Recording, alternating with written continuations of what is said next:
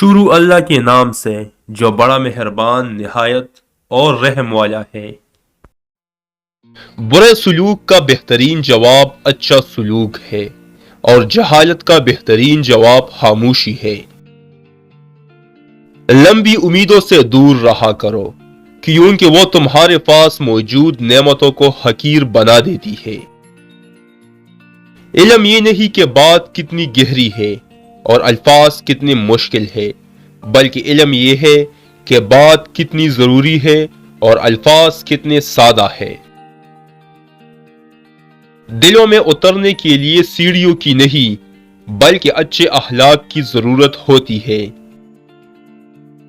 کسی سے توجہ کی بھیک مانگنے سے بہتر ہے کہ خاموشی سے بیٹھے رہے، یہی عزت نفس ہے۔ زندگی کو ضرورت کی طرح گزارو، خواہش کی طرح نہیں، کیونکہ ضرورت فقیر کی بھی پوری ہوتی ہے لیکن خواہش بادشاہ کی بھی پوری نہیں ہوتی۔ شرافت سے جھکا ہوا سر ندامت سے جھکے ہوئے سر سے بہتر ہے۔ کسی انسان میں خوبی دیکھو تو اسے بیان کرو، لیکن اگر خامی دیکھو تو وہ تمہاری خوبی کا امتحان ہے۔